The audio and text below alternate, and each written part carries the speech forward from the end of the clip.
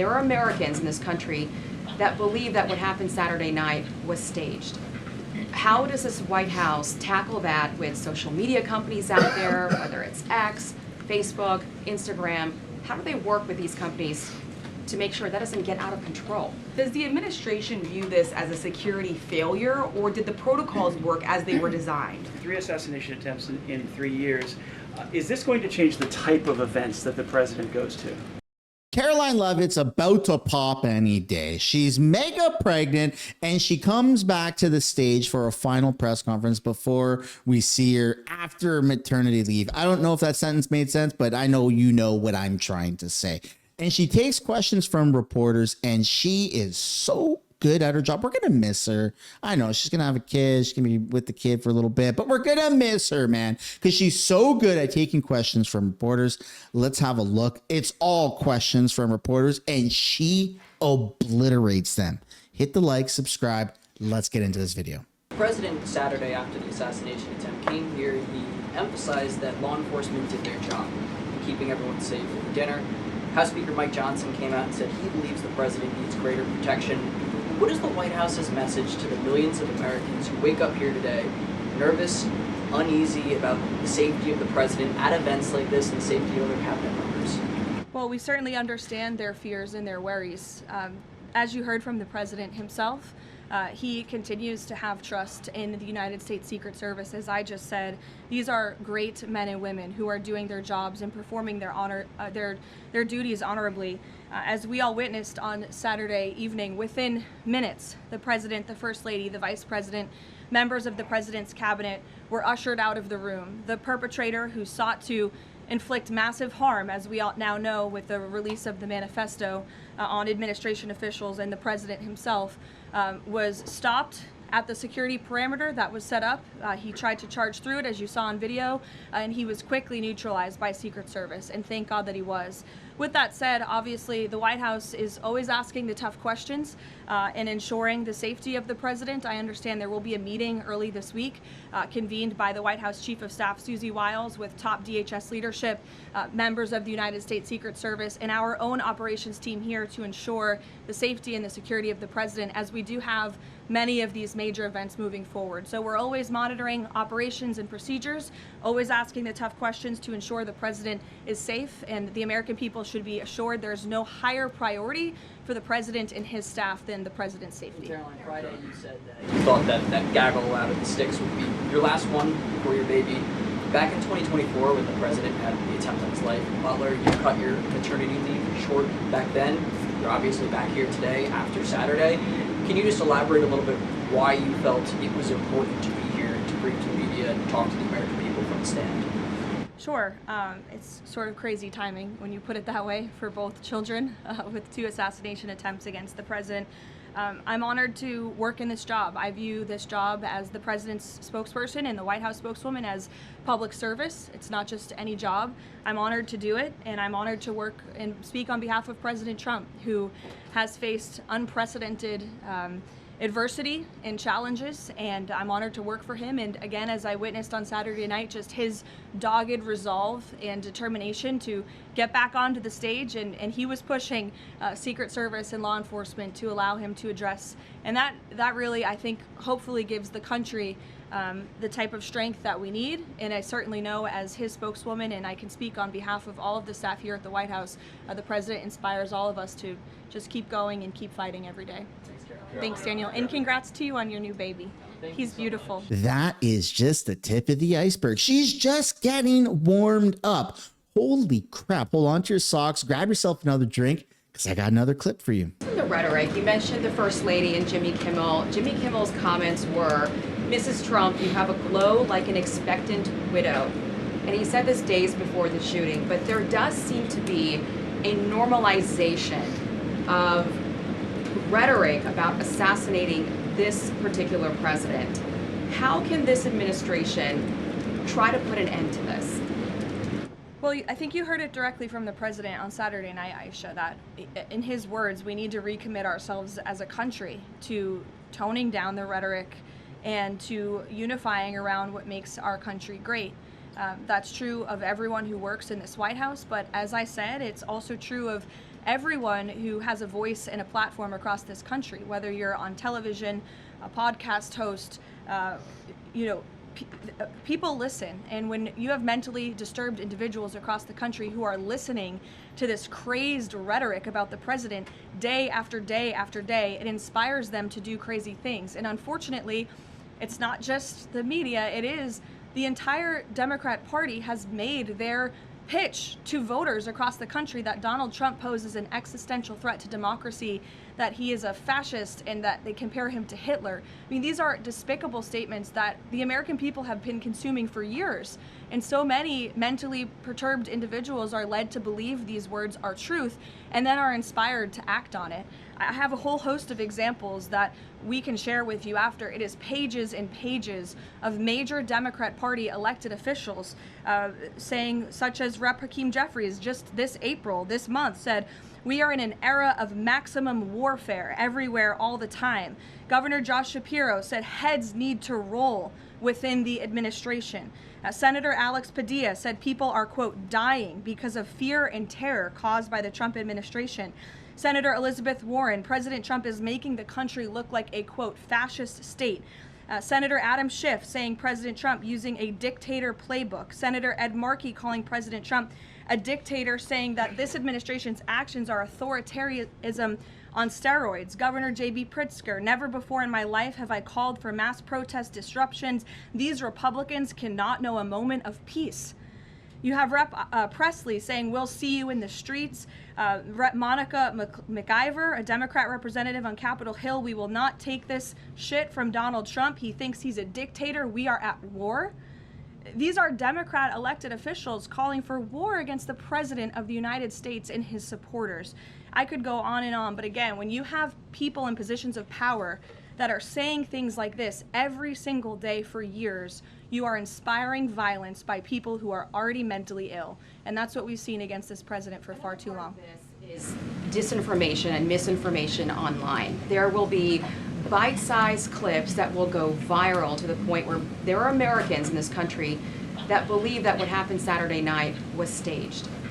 How does this White House tackle that with social media companies out there, whether it's X, Facebook, Instagram? How do they work with these companies to make sure that doesn't get out of control? It's certainly a good question, Aisha. I don't have tangible answers for you on what we're doing with social media companies, if anything at all. What I will say is it's very important to us that we get the truth and the facts about this case and any case out there as quickly as possible to dispel some of that crazy nonsense that you do see running rampant online. And I think the Department of Justice and the FBI thus far have done a good job of disseminating the truth and the facts about this alleged attempted assassin, the perpetrator in this case, and I understand he'll be arraigned in court very soon. You all see that, and the Department of Justice will be giving a briefing and an update later today. So as far as we're concerned, just providing maximum transparency, and hopefully people will believe the truth rather than the lies and the conspiracies that so often do go crazy on social media. Isn't that crazy? The fact that these conspiracies are actually being instigated or even given a platform by mainstream media like CNN. CNN has even alluded or hinted at the fact that this was staged. Jimmy Kimmel is now under fire and probably going to be fired for doing a skit about the event before the event took place and calling Melania Trump a widow to be. And then within like 24, 48 hours, President Trump was shot at and she was almost made a widow. I mean, this is crazy. Are we really allowed or allowing this to take place on air anymore? Like, what the hell are we doing?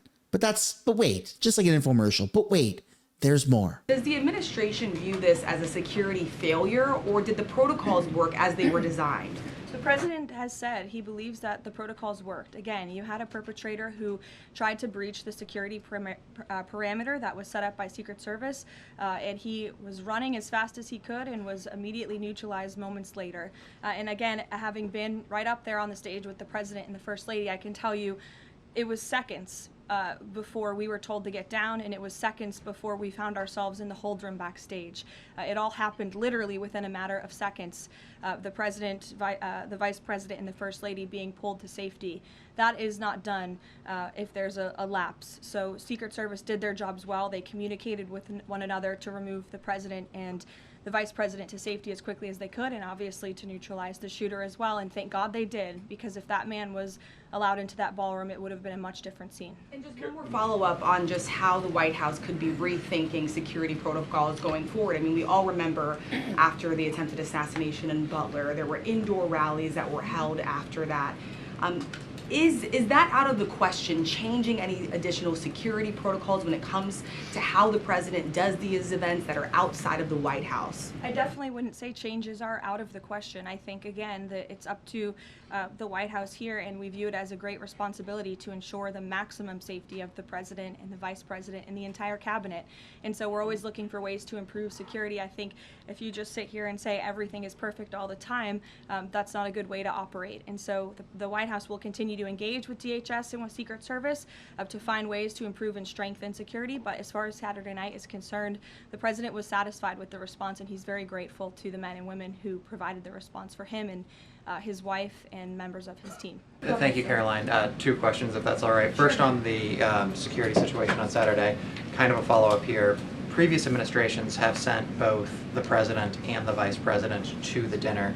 But after the foiled attack on Saturday, if the dinner is rescheduled, would President Trump and Vice President J.D. Vance both plan on attending? And is it wise to have both of them in the same spot, given the presidential line of succession that you mentioned a second ago? It's definitely a good question, and I know that it's one that will be raised. I can assure you the president intends to attend the event, as he has told all of you publicly. I don't want to rule in or out the vice president's attendance, but certainly that's a conversation that will take place.